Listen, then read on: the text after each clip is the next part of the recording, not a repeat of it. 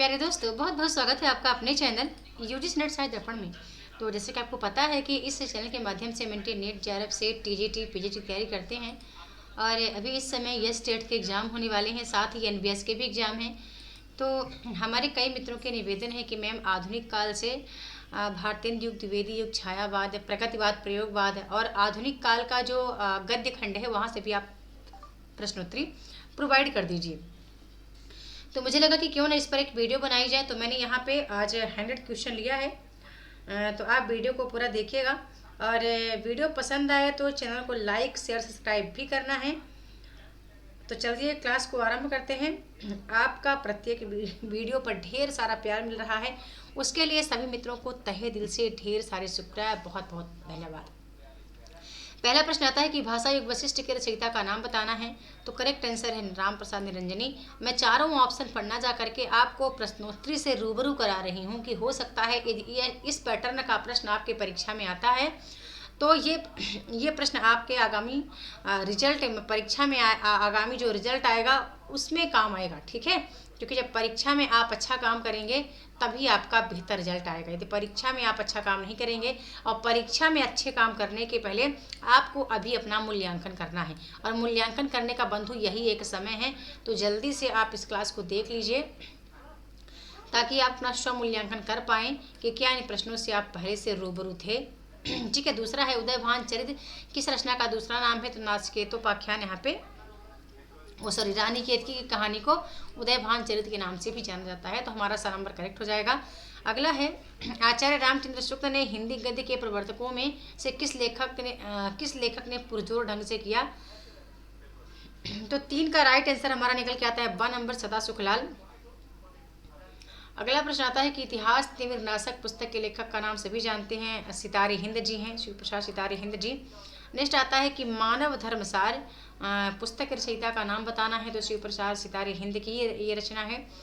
Next है कि हमारे मत में हिंदी और उर्दू दो बोली न्यारी न्यारी है, कथन किस लेखक का है। तो 6 नंबर का करेक्ट आंसर हमारा 2 नंबर है राजा लक्ष्मण सिंह। नेक्स्ट प्रश्न आता है कि इनमें से पंडिताऊपन किस लेखक की भाषा में शुक्ल जी ने माना है। 7 का करेक्ट आंसर हमारा सा नंबर है सदा सुखलाल की भाषा में आचार्य शुक्ल ने पंडिताऊपन स्वीकार किया है। अगला और प्रश्न आता है कि हिंदी साहित्य का नवीन विषयों की ओर प्रवृत्त करने का श्रेय किस लेखक को दिया जाता है। तो 8 का करेक्ट आंसर ब हो जाएगा भारतेंद्र जी। अगला प्रश्न और आता है कि चूरन साहब लोग जो खाता सारा हिंद हजम कर जाता, यह पंक्ति किस लेखक की है। तो यहाँ पे करेक्ट आंसर हमारा निकल कर आता है भारतेंदु जी की यह पंक्ति है।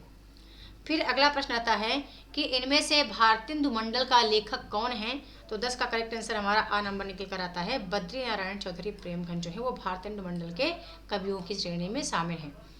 आगे और प्रश्न आता है कि भारतेंदु ने किस नाटक में अभिनय किया। तो सभी जानते हैं जानकी मंगल में भारतेंदु जी ने अभिनीत किया है। अगला है कि भारतेंदु युग के कवियों में से हर गंगा कविता किसने लिखी। 12 का करेक्ट आंसर द हो जाएगा पंडित प्रताप नारायण मिश्र ने हर गंगा नाम से कविता लिखी है। अगला प्रश्न और आता है हमारो उत्तम भारत देश नामक कविता किसकी रचना है। तो 13 का करेक्ट आंसर आ जाएगा राधा चरण गोस्वामी की रचना है हमारो उत्तम भारत देश। अगला प्रश्न और आता है जो विषया सिंतन तजी ताहि मूढ़ लपटात, जो नर डारत वमन कर स्वान स्वाद सौखात, यह दोहा किस कवि का है। तो यहाँ पे करेक्ट आंसर निकल कर आता है हमारा राधा कृष्ण दास की यह पंक्ति है। फिर अगली एक और हमारी पंक्ति निकल कर आती है। प्रश्न है कि भारतेंदु का कौन सा कवि पुष्टि मार्ग में दीक्षित था। तो हम थोड़ा सा देख लेते हैं इसको जूम करके। तो यहाँ पे राइट आंसर हो जाएगा नंबर 15 का भारतेंदु हरिश्चंद्र जी पुष्टि मार्ग में दीक्षित थे। अगला है कौन सी प्रवृत्ति इनमें से भारतेंदु काल की है। तो 16 का करेक्ट आंसर हमारा जाएगा ब नंबर समस्या पूर्ति जो है वो भारतेंदु युग की प्रवृत्ति रही है। अगला प्रश्न फिर आता है कि नीति विनोद के रचयिता का नाम बताना है। तो 17 का करेक्ट आंसर हमारा आ नंबर हो जाएगा गोविंद गिल्ला भाई। नेक्स्ट आता है कि वे प्राचीन और नवीन का योग इस ढंग से करते थे कि कहीं से जोड़ नहीं जान पड़ता था। भारतेंदु युग के कवियों के विषय में यह टिप्पणी किसकी है। तो 18 का करेक्ट आंसर ब हो जाएगा आचार्य शुक्ल। नेक्स्ट आता है कि जगन्नाथ दास रत्नाकर के काव्य गुरु इनमें से कौन है। तो करेक्ट आंसर हमारा 19 का हो जाएगा आ नंबर, नवनीत चतुर्वेदी। हो रही किसकी काव्य कृति है? 20 नंबर का आ करेक्ट हो जाएगा, अम्बिका दत्त व्यास की। अगला प्रश्न आता है कि कानपुर के रसिक समाज में किस कवि को संबंध था, यानी किस कवि का संबंध था? तो 21 का करेक्ट आंसर सा हो जाएगा प्रताप नारायण मिश्र का। नेक्स्ट आता है नागरी नीरद नामक साप्ताहिक पत्र के संपादक कौन थे? 22 का करेक्ट आंसर दा हो जाएगा बद्री नारायण चौधरी प्रेमघन। अगला है कौन सा हिंदी कवि अब्र उपनाम से उर्दू में कविता लिखता था? तो 23 का राइट आंसर दा हो जाएगा प्रेमघन अब्र उपनाम से उर्दू में कविता लिखते थे। आप मुझे बताना रसा उपनाम से कौन कविता लिखता था, ठीक है? आप मुझे कमेंट करके बता देना कि रसा उपनाम से कौन कविता लिखते थे। अगला प्रश्न आता है कि बिहारी के दोहों का कुंडलिनी में विस्तार इनमें से किस कवि ने किया है? सभी जानते हैं, यहाँ पे अम्बिका दत्त व्यास हैं जो कि बिहारी के दोहों का कुंडलियों में उन्होंने वर्णन किया है। अगला प्रश्न आता है कि रहीम के दोहों पर कुंडलियाँ किसने बनाई? राइट हो जाएगा सा नंबर राधा कृष्ण दास ने। फूलों का गुच्छा रचना के रचनाकार सभी जानते हैं, भारतेंदु जी हैं। नेक्स्ट प्रश्न आता है कि प्रेम संपत्ति लता के रचयिता का हमें नाम बताना है। तो आ नंबर करेक्ट है, ठाकुर जगमोहन सिंह प्रेम संपत्ति लता के रचनाकार हैं। बकरी विलाप किसकी रचना है? तो भारतेंदु जी की कृति है। नेक्स्ट है पावस पचासा किस कृति की रचना के रचयिता है? पावस पचासा के रचयिता कौन है? तो यहाँ पे 2 नंबर करेक्ट हो जाएगा अम्बिका दत्त व्यास। नेक्स्ट आता है सुकवि सत्सई कृति के रचनाकार हैं।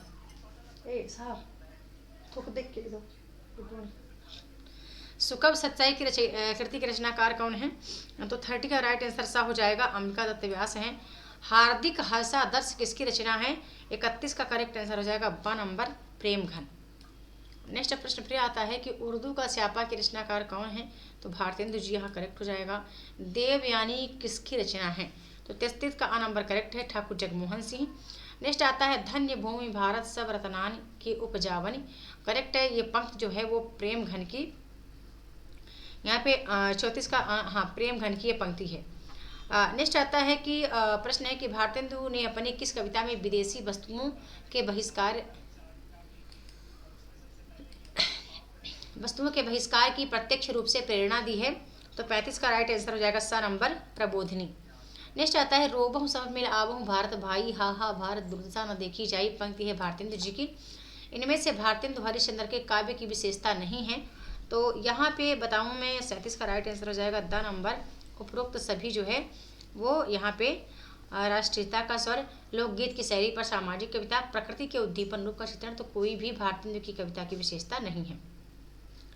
अगला है कि पूरी अमी की कटोरिया से चिरजीवो विक्टोरिया रानी समस्या के पूरा होने पर किस कवि को सुकवि की उपाधि प्रदान की गई? 38 का करेक्ट आंसर हमारा निकल कर आता है सा नंबर, अम्बिका दत्त व्यास की पंक्ति है।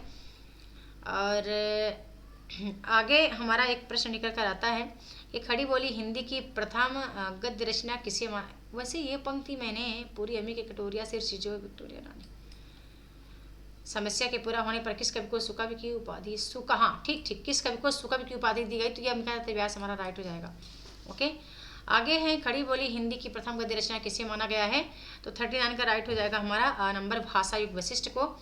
नेक्स्ट आता है कि हिंदी साहित्य के आधुनिक काल में हम आधुनिक शब्द का अर्थ क्या ग्रहण करेंगे?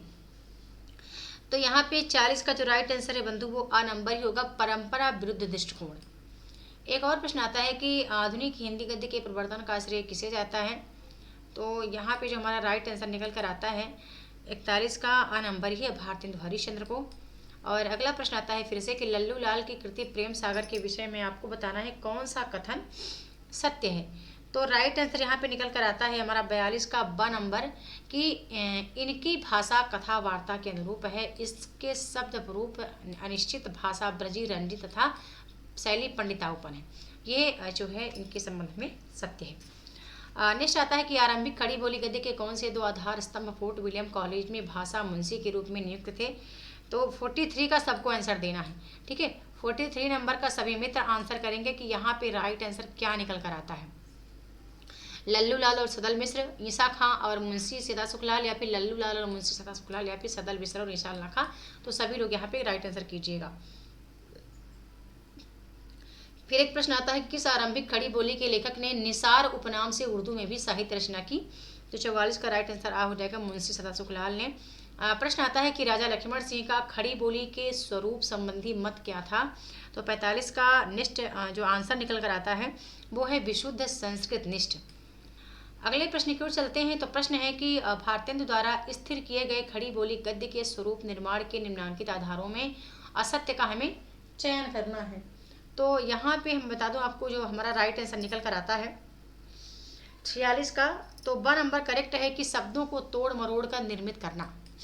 नेक्स्ट आता है कि 19वीं सदी के आरंभ में 4 ऐसे लेखक आविर्भूत हुए जिन्होंने हिंदी गद्य की आधारशिला रखी। इनमें से किसकी गद्य शैली परिवर्ती गद्य लेखकों द्वारा अपनाई गई। तो 47 का करेक्ट आंसर हमारा निकल कर आ जाएगा बंधु ब नंबर सदल मिश्र। नेक्स्ट प्रश्न फिर आता है कि हिंदी उर्दू विवाद को किस राजनेता ने सांप्रदायिक रंग देते हुए उर्दू को मुसलमानों की निशानी बताया। तो 48 का सा नंबर हमारा बंधु यहाँ पे राइट आंसर निकल कर आ जाता है अहमद खान ने। ठीक है, यहाँ पे थोड़ा सा मैं इसको जूम कर देती हूँ तो हमारा यहाँ पे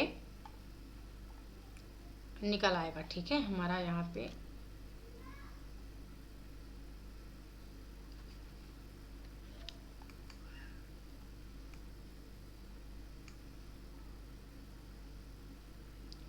ठीक है, तो यहाँ सैयद अहमद खान हमारा करेक्ट हो जाएगा।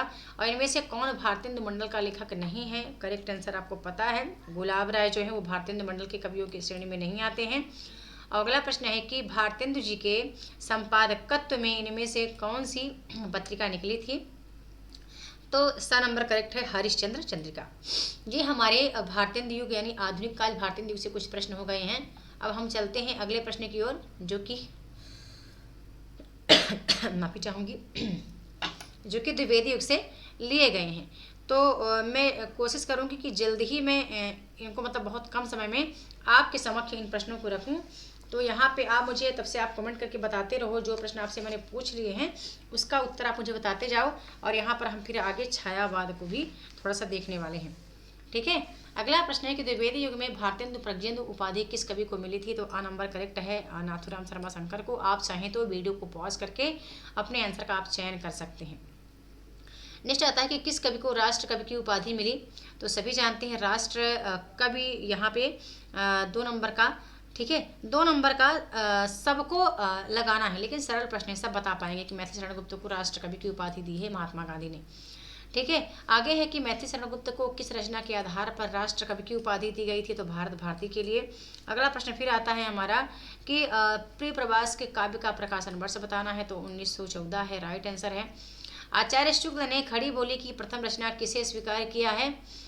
तो यहाँ पे भी आपको सबको पता है कि एकांतवासी योगी को खड़ी बोली की प्रथम रचना माना है, श्रीधर पाठक की रचना है। नेक्स्ट आता है कि नकुल महाकाव्य के रचनाकार का आपको नाम बताना है। तो नकुल जो है ये करेक्ट आंसर यहाँ पे 12 नंबर हो जाएगा, सिया राम शरण गुप्त की रचना है नकुल। ठीक है, अधिकार खोकर बैठ रहना यह महादुष्कर्म है पंक्ति के रचनाकार का आपको बंधु नाम बताना है। तो यहाँ पे 7 का राइट आंसर निकल कर आता है हमारा आ नंबर भारत भारती से है पंक्ति जो है ली गई है। और भारत भारती आपको पता है मैथिली शरण गुप्त की रचना है। ओके, आगे फिर चलते हैं। तो मैथिली शरण गुप्त की रचनाओं का हमें यहाँ पे फिर से क्रम बताना है। तो सभी जानते हैं कि यहाँ पे हम यहाँ पे सा और दा को हम पहले तो कट करेंगे। ठीक है, सा और दा को कट करेंगे और हम ये पकड़ेंगे किसको, बा को पकड़ेंगे। ठीक है, बा को पकड़ेंगे, भारत भारती साकेत यशोधरा द्वापर यहाँ पे हमारा करेक्ट आंसर बंधु निकल कर आ जाता है। आगे जब फिर चलते हैं हम अपने अगले प्रश्न की ओर। तो वृत्त संहार रचना किसकी है। 9 नंबर का हमें प्रश्न लगाना है।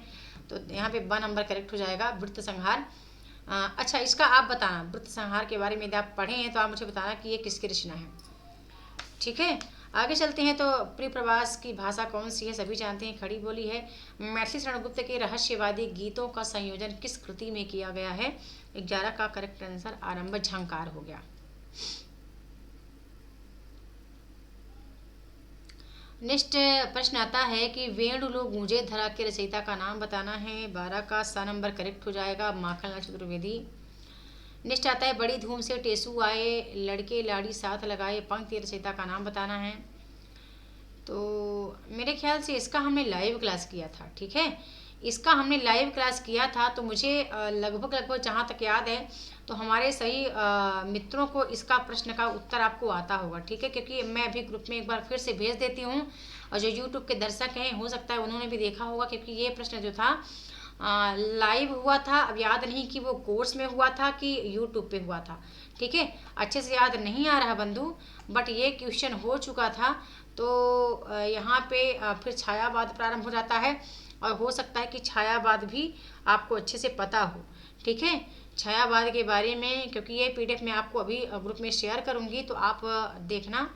जो चीज़ें आपसे नहीं बनेगी आप मुझसे पूछना, लेकिन आपके पेपर जो है बहुत निकट हैं, जैसे कि आपके पेपर अभी होने वाले हैं 3 दिसंबर को है यह स्टेट का एग्ज़ाम। तो मैं चाहती हूँ कि जल्दी से आप इन प्रश्न पत्रों को देख लो, ताकि छायावाद से बनने वाला कोई भी प्रश्न बंधु आपका गलत ना जाए। बड़े ही बढ़िया प्रश्न हैं आपके आगामी परीक्षा के लिए। और जो हरियाणा पीजीटी का एग्ज़ाम, झारखंड पीजीटी का एग्ज़ाम देना चाहते हैं उनके लिए बहुत महत्वपूर्ण है। तो चलो ठीक है, आप मुझे कमेंट करना, व्हाट्सअप कर देना जो भी दिक्कतें होंगी।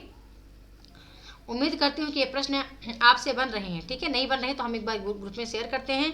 और अभी मैं यहीं पे प्रश्न को यहाँ पे विराम देना चाहूँगी, क्योंकि कल से फिर हमारी 1 दिसंबर से नियमित क्लास फिर से प्रारंभ हो रही है ना। 2-3 दिन के लिए क्लास स्थगित की गई थी कि हमारे जो मित्र हैं जो पीछे छूट गए थे, नए नए अभी हमारे कोर्स ज्वाइन किए थे, तो सभी साथ में हो जाएं तो अच्छा रहे कि हम जब अध्ययन अध्यापन करें तो कोई पीछे न छूट जाए। अब हम कल इकाई 3 से एक साथ सब काम करेंगे, साथ साथ इकाई 5 भी हम करते रहेंगे। तो मैं आप सबको ग्रुप में सूचित करती रहूँगी। आपको क्लास पसंद आए तो वीडियो को लाइक करना है, कमेंट करके बताना है। बहुत बहुत धन्यवाद।